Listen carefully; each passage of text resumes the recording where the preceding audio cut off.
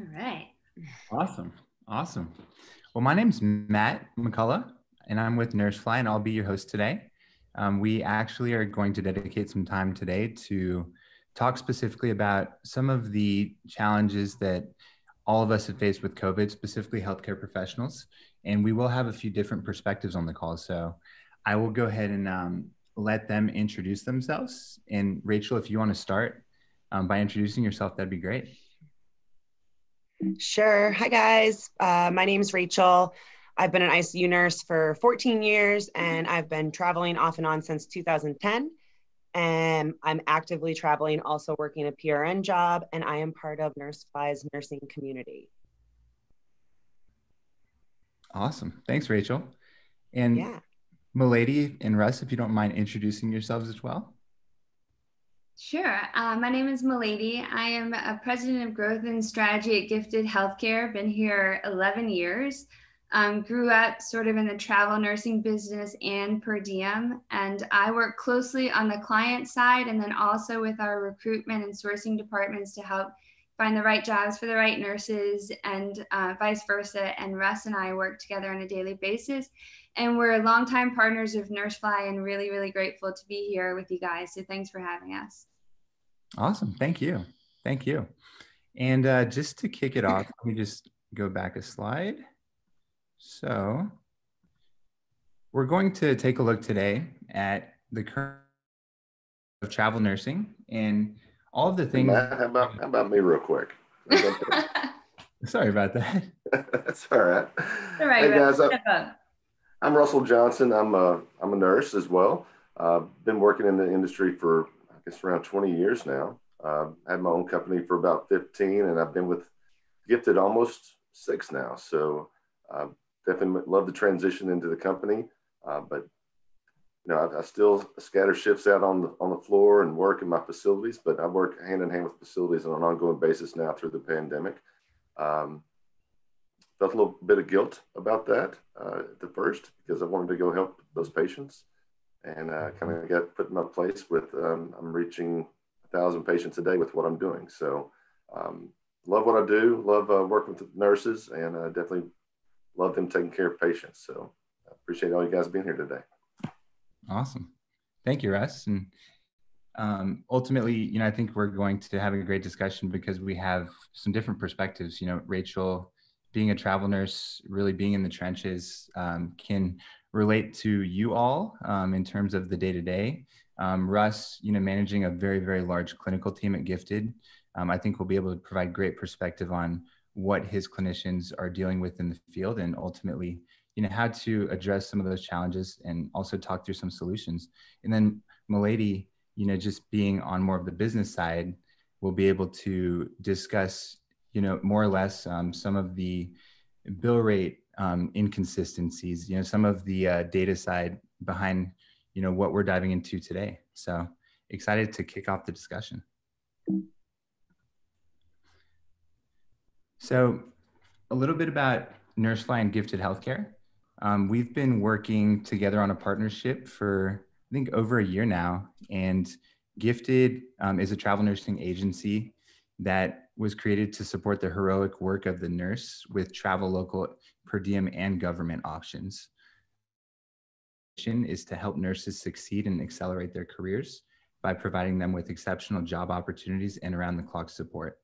And they have a large presence in the acute, in the long-term acute care space, and ultimately get great feedback from all the clinicians that are on NurseFly. So definitely thankful to be working with them.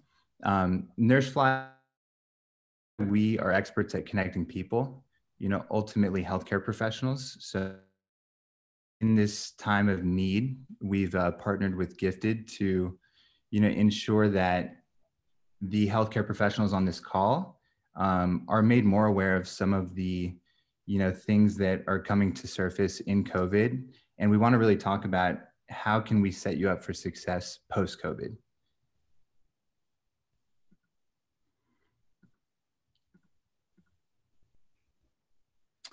So I will kick us off with a question for Russ, actually. So Russ, you know, just given the state of COVID and ultimately some of the challenges that we've all faced. For healthcare professionals, what advice would you give healthcare professionals who are on the fence about their future, just given the times, given kind of what we've seen over the past couple of months, past year? Well, I mean, I really think they need to stay patient. I mean, we are seeing a little bit of downturn with some orders volume coming in most recently, and some of the rates are decreasing a little bit as well. But the shortage is still in full effect. I mean, we're 4 million nurses short, expected to lose probably another 4 million in the nurses retiring, and jobs are going to be more plentiful. One aspect, I think the hospitals will start looking at these nurses. I mean, they've been so valuable through this pandemic. We've always known the value of the nurse, but it's been escalated through the pandemic on how valuable they are to these healthcare systems.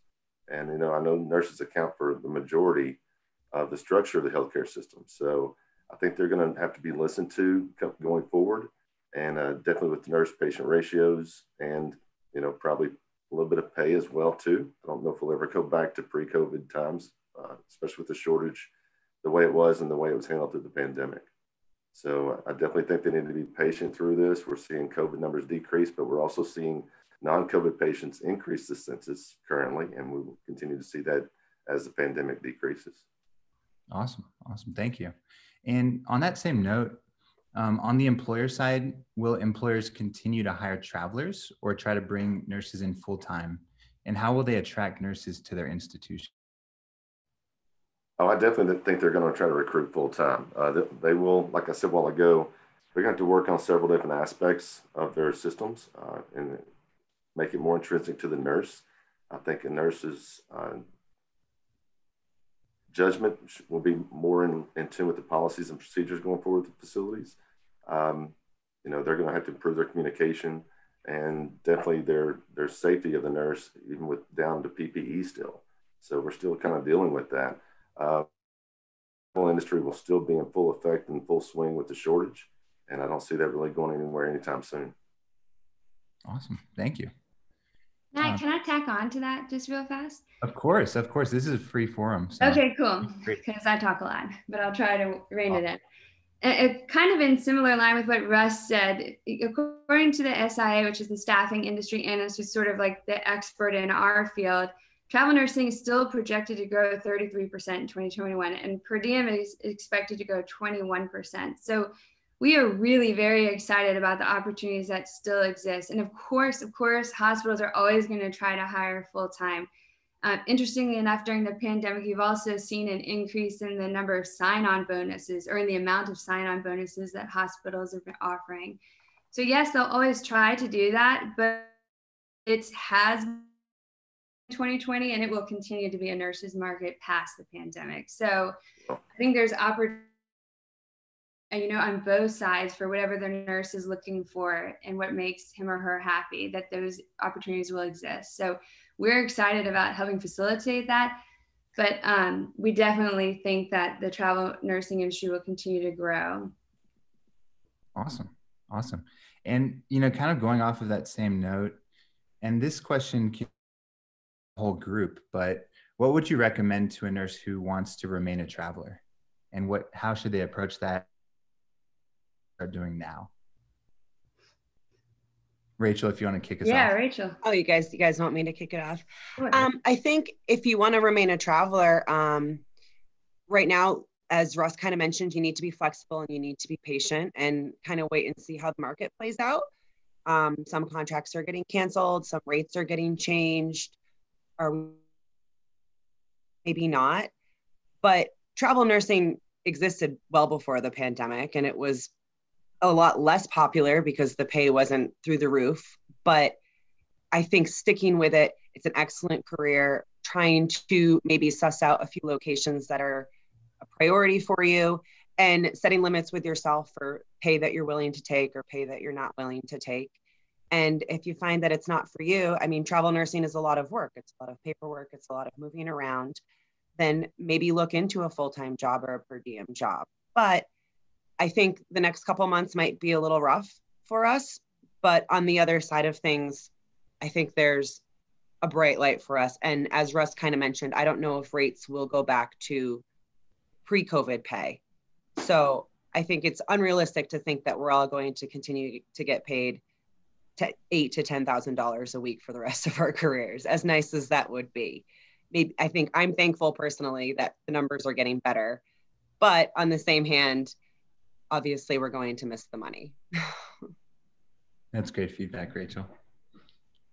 Yeah, I would agree with that. I think to Rachel's point, knowing what you want, being really clear on where you want to go, how much money you want to make, sort of what your priority is and how you design your assignment the next few months is important.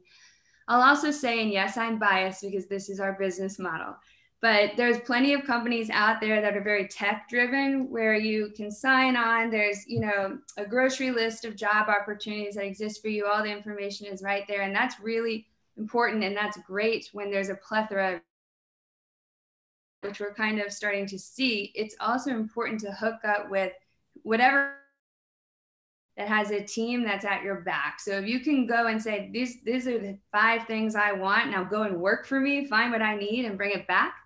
That really helps in sort of this kind of marketplace when everything is not readily available. On my side, because I am a lot on the client side, client relationships become really important during. So while we are seeing a lot of the board, if your agency has relationships with the clients, they are sort of able to maintain that sort of need in ways like, hey, cancel my nurses last if you can. You know, and so you're able to kind of work with them for a solution that works for both the clients and the nurse, which is obviously the best win-win situation for everybody. Yes, I am biased because that is our motto. We're not tech driven. We're very, but I do think that you should keep your options open in that regard. So yeah. Awesome. But I think a lot of people have learned through the pandemic, you know, taking travel contracts for the first time just because of the money that was out there at that time. And it's kind of been a mixed bag of what their feelings and thought processes are on that. Some of them aren't comfortable going into a new environment. I think they will probably migrate back to their hospital they were at and go back to full time because that was their structure. That was the way they worked their daily lives. Other ones have found out that travel can actually fit into their lifestyle. And it's actually a refreshing change to be in a different place every 13 weeks. So I think those holes are still going to be open at a lot of these acute care health systems because of the nurses aren't really going back. You know, that happened to us a lot. We were putting nurses in to support these facilities. They come back that week and go, I lost 3 more to travel. You know, I've lost 2 more to travel. And so I think a lot of the nurses have tried it for the first time during the pandemic, and a lot of them like it. Awesome. Thank you. I think, Matt, I'm going to add one more thing. Yeah, I think as the pandemic kind of comes to a close, if you do find that maybe travel nursing isn't for you right now, there were certain specialties pre-COVID that tended to pay a little bit more. We'll see if that continues. I know CBOR was one of them, cath lab, the very highly specialized fields. And now would be a great time for a permanent job if you're not feeling the travel world and change your specialty and get back out in the travel world once you have some experience in that specialty. Awesome. Awesome.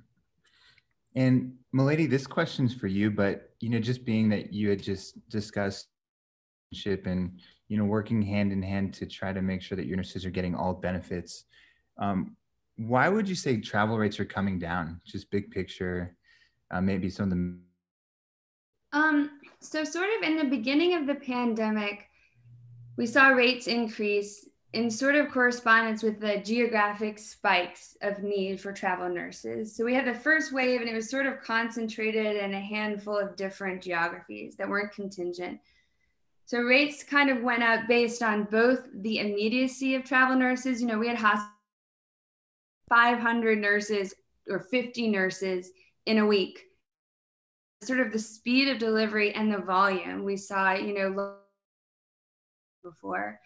And then also the hazard of nurses walking in and not knowing what they were walking into. Because remember, this is sort of early on, we didn't really know much about COVID. And, you know, we had nurse heroes going to the front lines, raising their hands saying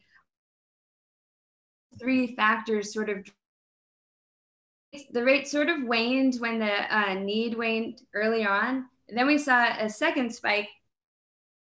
So all of a sudden, clients were competing with one another that didn't normally compete with one another in different geographies for the same nurse. So, California all of a sudden would attract people from Louisiana. Louisiana would all of a sudden attract people from New York. That there was a relative pattern to where nurses were travel, sort of. So everybody across the whole country was competing for the shortage of nurses, and rates went way up. Even now, we know more about COVID, so the sort of panic around that is certainly still there, but it's to a lesser degree than the beginning. Also, the immediacy has sort of declined a little bit. We definitely still have needs, but we're seeing less and less of, I need this many nurses in 2 days, because hospitals can sort of predict with better accuracy what their numbers are going to be and how to, better deploy their staff. And then also we're seeing a decrease in the large number hospital system is seeing.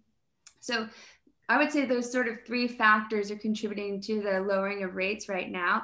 Again, I don't know that we're ever going to go back to pre-COVID rates, because I think the healthcare system realizes that there is a discrepancy in nurse pay to begin with. Hoping that we sort of stay hovered COVID rates and pre-COVID step in the right direction. That probably over answered your question, but no, that was a great answer. Thank you. And on that same note, you mentioned that there may be some cancellations. So for Rachel, just being in that role, how would you typically handle your contract being canceled or your pay rate being reduced? So I've had a contract canceled. It was actually last year. It was last kind of May when things were hitting the lull. And I, having been in travel nursing, know that it's a really unsure field. There was contract cancellations before COVID. It wasn't quite as frequent or as drastic or as wide. Always tend to kind of have a backup plan or 3 in my head. And at that time, my backup plans were take another travel job and go seek out another crisis contract. Get a little dicey with 2. Mm-hmm. The other option was go back home to Albany, where I'm originally from. Mm-hmm. Third option, which I ended up choosing and I'm happy about, was to stay in Denver and work per diem and kind of wait for the winds to blow my way and take a contract when I felt that was appropriate. As far as, when your contract canceled, it's obviously very disappointing. It's not the agency's fault. It's usually the hospital that cancels the travelers. So I would get with your recruiter, see what other jobs they have in your area, or if you're looking to switch locations, rate changes are real hard, I think, for all nurses to deal with, because we are told we're signing a contract. And to us, that means I'm signing a contract and here's the rules that I'm supposed to follow. So you should really follow them too. But as Mullady said, hospitals don't have a lot. They can't necessarily pay us out of their own pocket. First, when rates are canceled, I usually check with the other travelers, make sure that their rates are being dropped as well, that it's not just my agency. And you can opt to stay and work for the lower rate if you really like the place that you work and it's a good work environment, or you can tell them, no, thank you. I will not accept that lower rate. I'm going to go look for a contract somewhere else. And the third option is always go back to a permanent or per diem job and wait for the rates that you want. But for those of us that really like to travel and get out there, like Russ said, change locations every 13 weeks, I think we just have to ride it out at this point. And as long as the rates are being dropped for everybody in your unit and it's not just you or not just your agency, then there's not much we could do about it, unfortunately. And as Mullady has kind of pointed out, there has been this pay discrepancy between nurses and facilities for years. We were short before the pandemic, right? Everybody knows that. We were always short. We were always looking for staff. So I think hopefully over the, as she has said, rates will continue to not go down to quite pre-COVID rates. And I'd really like to see rates increase for staff nurses as well, because hospitals really need to start pouring some money into keeping their staff there and not having them go travel when these high rates do pop up. Yeah, interesting. And along the same lines, Rachel, have you seen more nurses field altogether, or has it been more of a move into different segments, like into the acute or into the subacute? I think a lot of nurses are either leaving the field altogether or they're looking for a remote nursing job, which isn't super common. Most likely that's in the form of working for an insurance company or doing some sort of utilization review for a healthcare system that you can do from home. But, the number of those jobs are limited. I think work at the bedside for a reason. It's because we love our patients and we love fixing problems. We love troubleshooting. It's just hard to do those things. And I mean, we talk about burnout and we talk about moral injury, right? Trying to provide the highest standard of care possible, so we're not having the staff to do so. So I think a lot of nurses were looking to travel for a break from their home facility. Mm-hmm. And now I think a lot of nurses will specialties or leave the field to look for another job opportunity that is not going to make us feel so emotionally drained.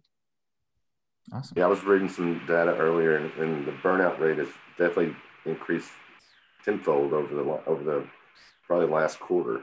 I know in September, I think it was 20% of nurses reporting burnout, and I think December was 51, and then it was up to 73, I think, last month.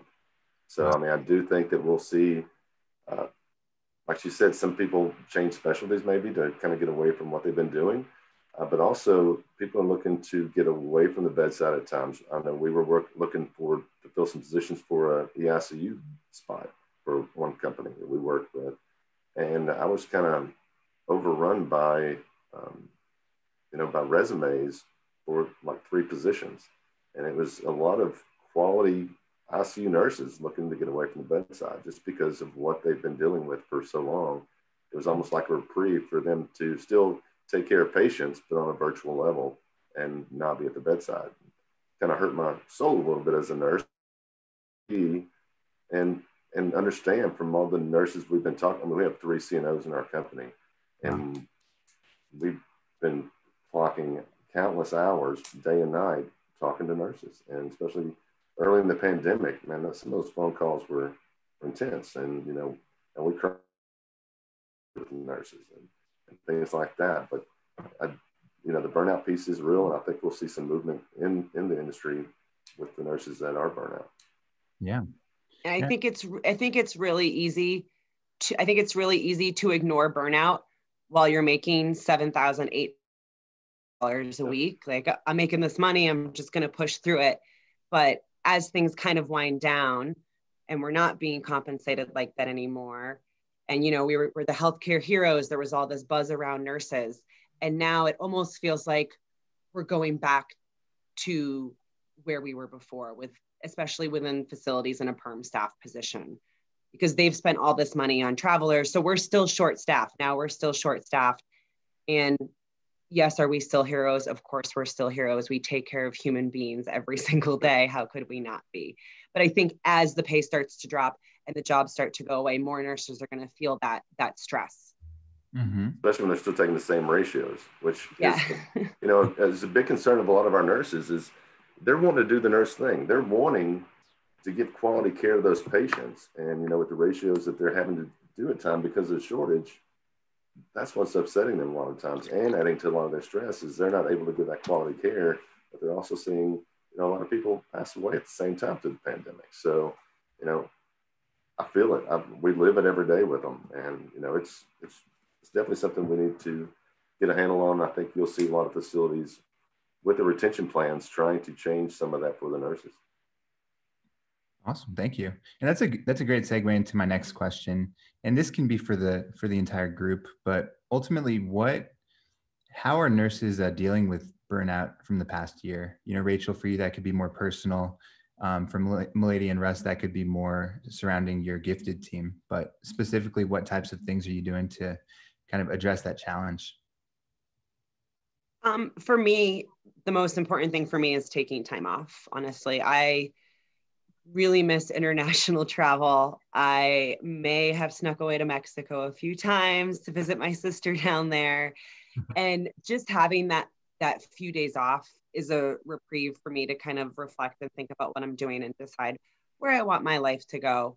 And we've started having get-togethers with a lot of the nurses that I work with too. We try to once every 2 to 3 weeks have a close group of friends get together, whether it's for lunch or brunch or something, and just kind of discuss what's going on in our unit, discuss what the rumors are, what the gossip is. And I think another huge thing for me has been keeping in touch with my family and my friends. I actually feel closer to everybody after the pandemic. I don't know if I've ever made quite an effort to have so many video chats with people. And I think just kind of thinking about where I want my life to be. Yes, this has been stressful. This has been awful. I've seen some terrible things. I've seen some really great things. And I am very confident in my nursing career. I love being a nurse. So I know that this is where I want to be. And when I start to feel a little bit stressed, I take a day off. I take 2 days off. I step away from the bedside for a little bit. And also when I'm feeling really stressed, I try to hang out with people that aren't nurses. That is a huge thing for me because we get together with nurses and all you do is talk about nursing. So I try to keep a couple friends that are not nurses so we can just discuss other things in life, like their kids or whatever else that's going on. It's awesome. Yeah, I'd second that. So burnout is something near and dear to my personal heart because I'm actually a clinical social worker in my background. So it's something similar sentiment that unfortunately the two professions share. But early in the pandemic, and we were really involved in some of the relief work in the first spike very early on. We deployed, I think it was 200 nurses in a span of 2 weeks to one hospital system. And we were running through our typical processes. And in the beginning, we kind of all got together and we're like, you know what? We need to check in with these nurses. Have no idea what they're walking into. Did they have anyone to talk to? Do they have anyone to share their concerns and fear with? So, Russ already mentioned our CNOs, and God bless them, picked up the phone and made it a standard practice to really have a gut check with every nurse that we sent to the front lines. Not a, hey, thanks for going, but hey, look at me in the eye. Where are you at? What can I help you with? And that sort of connection and feeling around we're holding hands with you, even if it is not, physically right next to you. How do we help you? How do we support you in this? Tell us what you need, because to Rachel's point, everyone is different. How they have self-care or what works for them is different for every individual. And our stance is to take their lead and just try and kind of get behind them and be at their back if we can. And so that's continued. That's a practice that we're going to continue as part of our regular practice in our company that was born out of the necessity in the beginning. But and then a lot of our recruiters, and I think this is another sort of bandwagon I'll jump on with the sort of relationship-driven recruitment model, is our recruiters or the people that work with our nurses are like best friends with them. I mean, I was talking to one the other day, and he's having a baby in a month, and one of his nurses sent him a gift card for Amazon. And I'm like, that is so sweet. And he's like, well, we spent a lot of time talking to her when she went in her first assignment. And I just, sit up at night talking to her about her concerns. And I don't think we can undervalue the support that can be to an individual who's sort of in that space. And so that is, and I am on a bit of a tangent, but that's one of the things I'm really proud of our company that I think we did fairly well, just out of sheer care and concern. And so it's something we're going to try and incorporate moving forward. And then the other thing I'll say is it is incumbent upon the hospitals and facilities to also support that, and for both permanent staff, as Rachel's mentioned, and travelers. So I think that, and I hope that what we've seen in the last 12 months is a wake-up call. Retention is important, yes, but you can't manage retention without managing the mental well-being of your largest percentage of workforce. So I'm hoping that we can partner with hospitals to do that for both travel and perm nurses, because I think it's absolutely critical moving forward, and it will prevent. Yes, pay is a wonderful driver for assignments, both again permanent and travel, but there's the massive opportunity to create a culture where someone feels valued on other levels than pay. Mm-hmm. And I've heard a lot of chatter of hospitals that are talking about this in a smarter way than I've ever heard before. So I'm really hoping that that's a trend that that occurs in short order, because it's definitely overdue. Awesome, thank you. We actually have a question from an attendee, and this can be for the group, but what do you expect the travel landscape to look like for departments like the OR, CVOR that were negatively affected by COVID? Russ, We're preparing for an increase in demand in those specialties. So we've already seen sort of influx in orders. Some of the conversations we're having with health systems are, how do we help you get prepared in those specialties, and how do we help support you in that? So we are definitely anticipating growth in that area, and you know, working with hospitals to proactively help them staff up for that. Because even though a lot of these elective surgeries are coming back in line, a lot of people are still choosing not to have them at this point in time. I have one of those in my family, actually. So we're putting it off as long as we can until this kind of keeps on going and more people get vaccinated. But definitely, I think I read something to where there's still 500 job openings that haven't come back from pre-COVID, where nurses were either laid off or furloughed.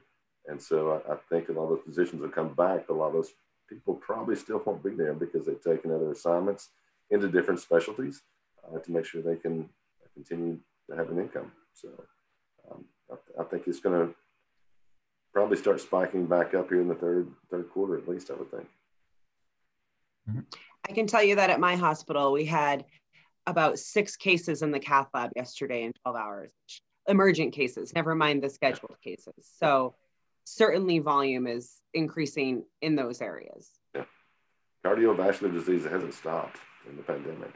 And the longer you let it go, the worse it gets. And right. Then you need some sort of emergent intervention. So, and that's, I think, to your point, Russ, the people that are waiting to get elective surgeries, they're elective, and no, it might not be life-threatening, but the longer they wait, the worse the problem gets. And I think eventually they'll all come trickling through the healthcare system, hopefully right. Not super sick.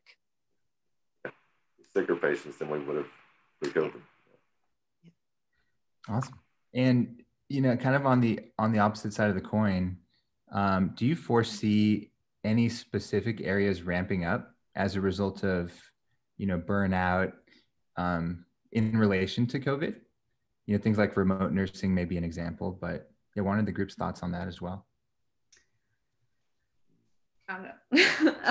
So yes, we are preparing for some sort of alternate service lines for nurses to still be able to practice. You know, that was another wonderful thing that came out of the, I don't say that anything wonderful came out of the pandemic, that might not be the right words, but that was a beautiful thing that we witnessed, was nurses coming out of retirement wanting to help, nurses staying longer than they had planned to help. And so our plan is to try and offer alternate career pathways for nurses if they still want to be of service and still want to practice their profession, but maybe can't be at the bedside. So I know that, you know, I read something the other day, it said telehealth visits were up 154% in March of 2020 from the year prior. That's insane. That trend is only going to be expedited. So Russ mentioned that we're working with some ICU stand-ups to get nurses working in the remote sector, and we're going to continue to do that and provide that opportunity to nurses. We're also seeing an increase in clinical trial requests, both at facilities, but also in home visits, interestingly enough. So clinical trials moving home-based. So that's another opportunity that exists for nurses to be able to sort of make their own schedule. It's similar to per diem in that you can schedule the shifts that you want. But we are exploring those opportunities aggressively, and mostly because we think it is important for nurses to be able to be in charge and to have multiple career pathways. So yes, we've already seen a demand in that. The provision of the supply is playing catch up a little bit, but yes. Awesome, thank you. I'm just realizing I talk a lot, so sorry. You're fine. This is great. It's okay. It takes the pressure off the rest of us. I think we will see some changes coming out of the pandemic. I mean, just like I think school nursing, something signed the other day to where we have to have 2 nurses in every school. You're right. So you're going to see some people come out of the bedside and take those positions. Faculty is on are these new students coming in. My son just got accepted to nursing school this week, so pretty proud of that. But it's the faculty piece. We need so many more nurses, but we don't have quality faculty to educate those. So I think that's another piece that can take away from the bedside as well going forward. Thank you. Rachel, anything to add there? No, I was just thinking kind of about the faculty piece. I think nursing faculty is notoriously underpaid. You need a master's degree to teach. So why wouldn't I just go get a master's degree as a registered nurse anesthetist and make, hundreds of thousands of dollars a year? Whereas a faculty, like I've thought about going into teaching because I love to teach. I love to teach nurses, especially critical care. And the pay is just not there. So hopefully this pandemic will also shine a light on that. We need to pay the people that are teaching the new nurses, because as Russ has pointed out, there's going to be a very large shortage. There's already a very large shortage. We can't just snap our fingers and fabricate new nurses. We need quality people teaching them, and we need to compensate them appropriately. Thank you. And switching gears a little bit, we have a question from Denise R. for the group. So do you think the need for allied health careers will still be needed in travel work moving forward? And this question can be directed towards the group. Allied is again from the SII projected to grow 23% in 2021. So yes, I definitely think so. I think there's a lot of opportunity for allied workers that are looking to travel. They're looking to travel. So yes, definitely. Awesome. Yeah, I was reading the same report.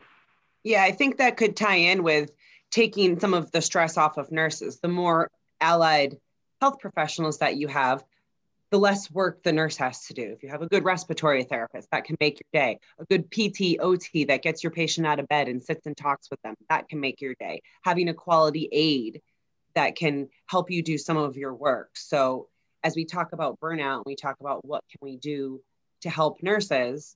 Yes, we can increase nursing staffing, but we can also increase the allied health staffing that work as a team with all of the healthcare professionals. So I do think that there will be more of a demand for that. Awesome.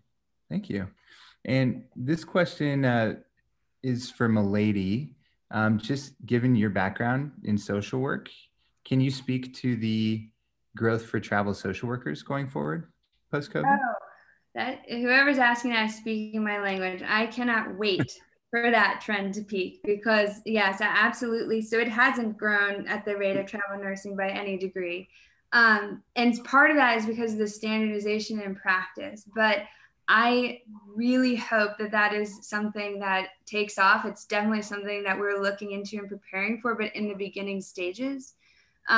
So yes, I definitely hope that is something that's coming. I think it is. And it is something that we are preparing for. And because I've been super jealous of the travel nursing space for a long time. I'm like, dang, I should have been a nurse instead of a social worker because I can go see the world. It's one of my passions. So I think it's long overdue for that to be a positive trend. Yeah. Awesome. Thank you. And we have another question from Selena Gibbons.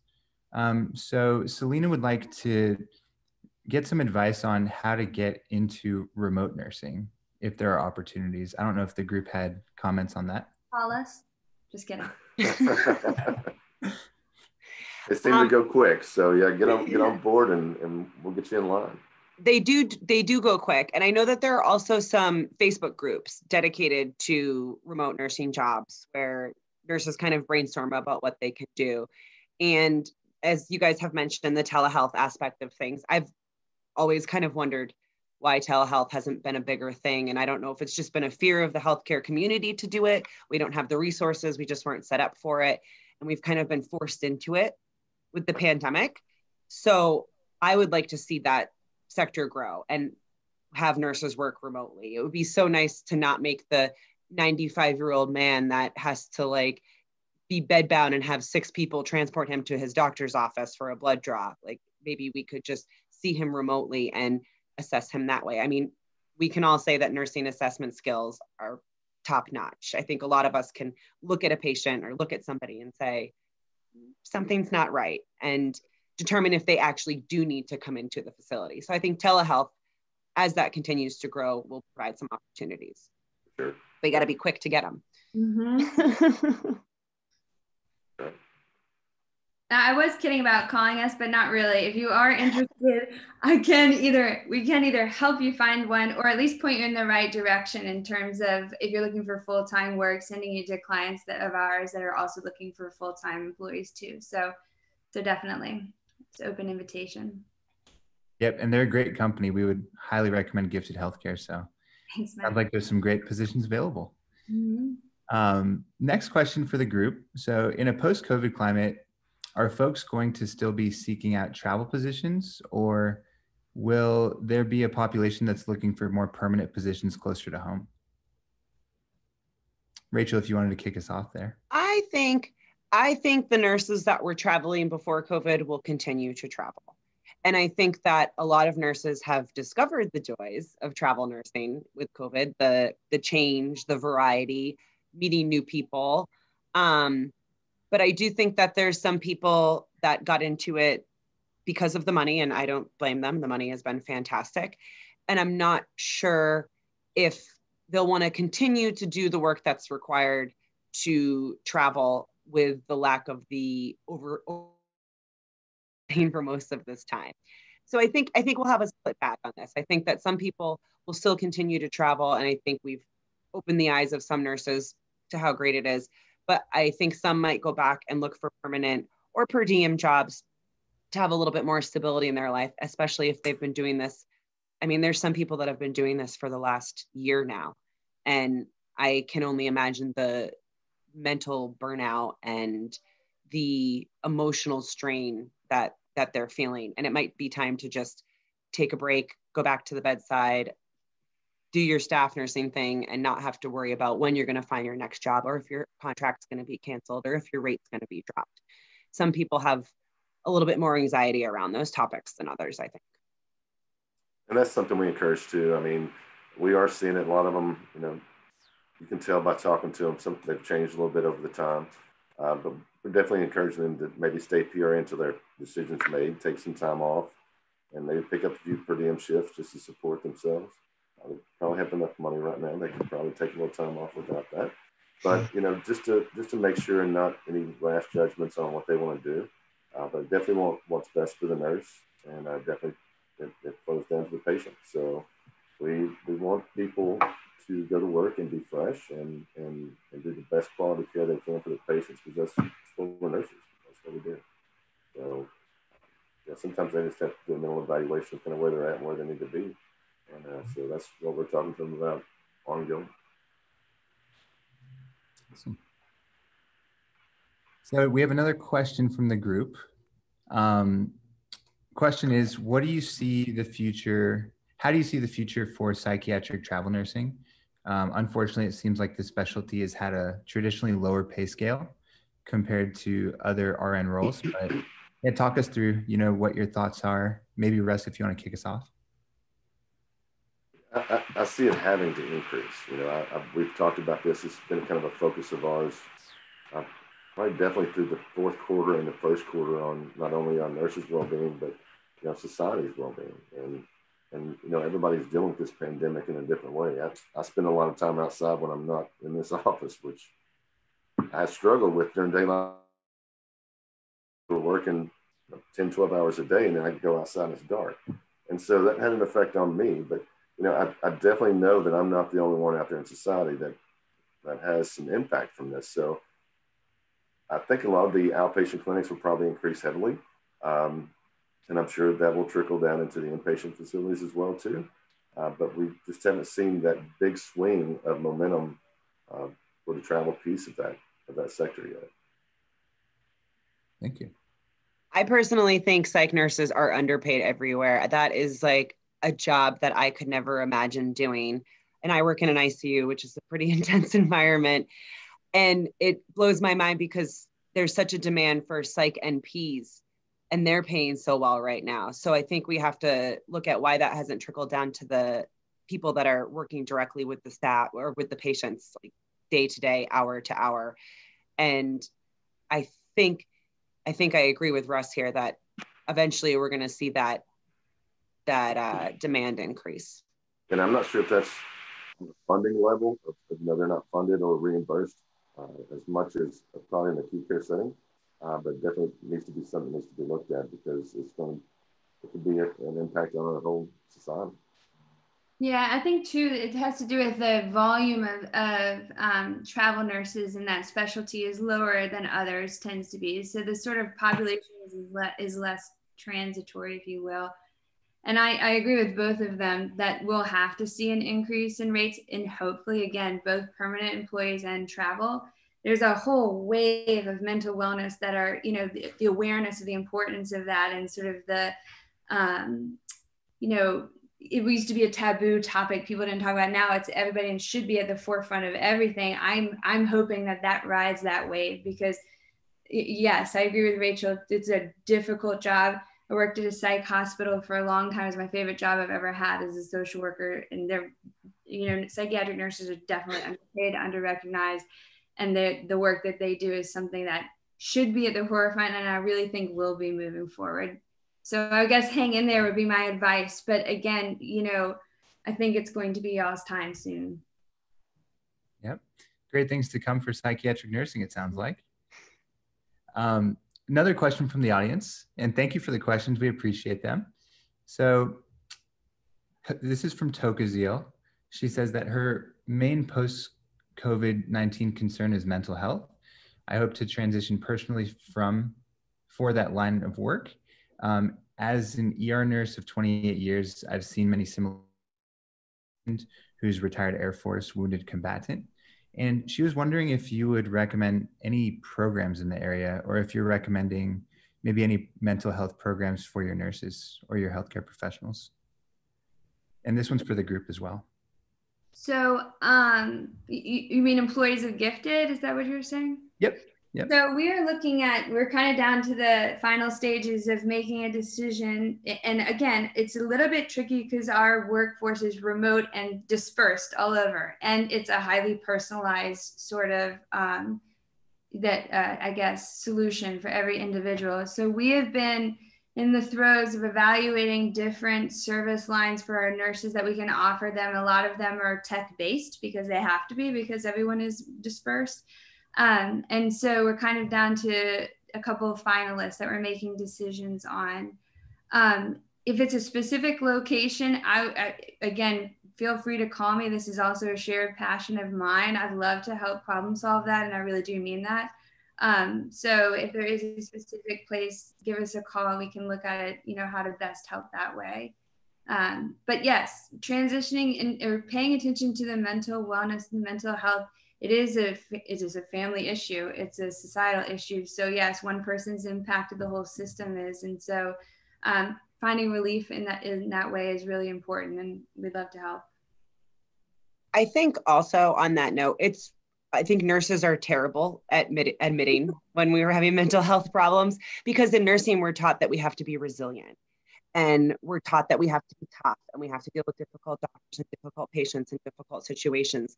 And when you drop that front of resiliency, it's almost seen as a weakness, especially in areas like the ICU and the ER, where it's go, go, go. There's a lot of adrenaline. So I think taking a step back and looking at yourself and saying, do I need help? Do I need to talk to somebody? How can I make myself feel better about what I'm doing day to day? Because what we do isn't normal for humans. It's not the things that we see aren't normal. And I think some nurses, myself included, we forget about that, and we get caught up in the swing of things. And we have to remember that we're human too. And sometimes we need to be taken care of. I love that. I think that's well said, Rachel. Thank you. Yeah, 100%. I thought this was a really great question. So for the group as well, this is a question from one of our attendees. What are some skills you have noticed that are more highly valued now than prior to COVID? Mullady, if you want to kick us off. Like in a nurse sense?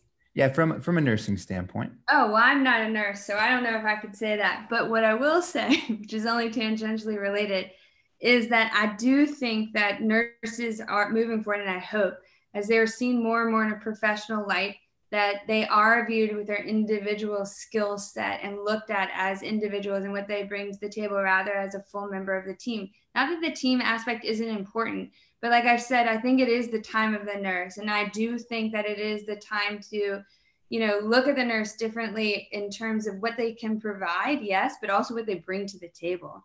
Yep. So that's only tangentially related, and Rachel and Russ are much better suited to answer this question. But as I've already mentioned, I talk a lot. So yeah, I think you're right, Mullady, and I think that I hope what you're saying is correct, that it is the time of the nurse, because I think people have realized, like, when you're in, doctor knows that something is wrong. It's because their nurse has called to tell them. The doctor's not with you 12 hours a day. The doctor's not noticing every single detail in your care and looking for a change in your assessment. And yes, the doctor writes the order because they have the prescribing power, but that's often a suggestion from the nurse. So I hope that that is highlighted. And as far as some skills that are more valued, I think during COVID, the clear answer is ICU nurses were in huge demand. I mean, some facilities were taking new grad nurses and making them team nurses in the ICU. And I think also those nurses need to realize that that wasn't a true ICU experience. And if you want a true ICU experience, you need to go through a proper orientation to get one. But we can't all be ICU nurses either. We can't. We have to rely on the floor nurses. We have to rely on the allied health professionals.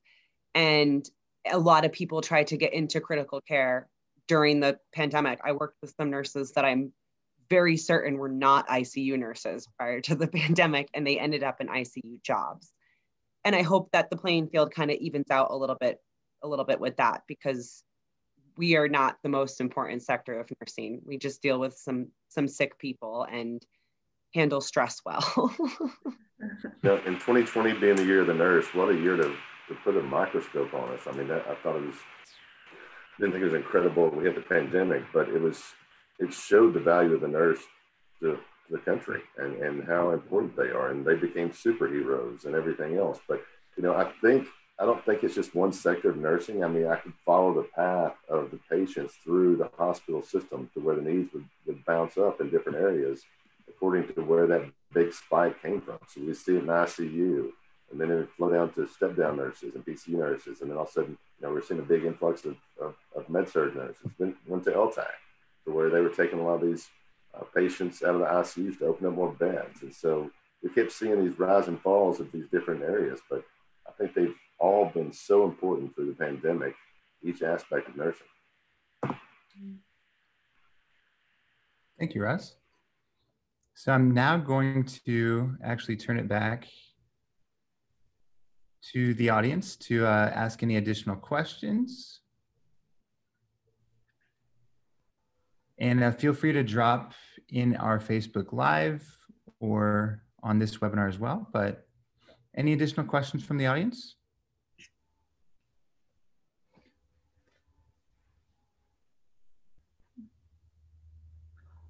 I really hope I'm just thinking about this whole year of the nurse thing. And I know it's just tendency of hospital systems and our government to say, oh, like shine this big light on nursing. And as things kind of trickle back to normal, I really hope that doesn't go away, because what we do is so important for people. And I think we need to find a way to advocate for ourselves to get, number one, paid what we deserve, and have our profession recognized as not just an occupation in the healthcare field, that we are professionals alongside the doctors, and the whole team is made up of professionals.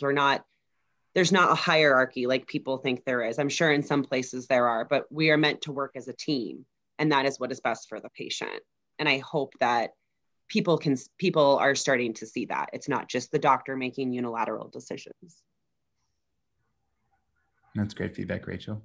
I agree. I mean, I think that there's a momentum, and so let's harness it. Let's push it forward. I agree. There's great organizations, there's great nonprofits that have popped up. Our CEO is a part of one called Nurses Everywhere, which does great nursing advocacy and is really sort of making some noise. And there's plenty like that. And so how do we sort of hold hands and take advantage of this wave and push it forward? Because I think it's the time, to your point. It is. We're coming off of an unprecedented year for the profession, but also for humanity. And so, you know, it is the time to move it forward and to advocate and make sure that it's given the right light.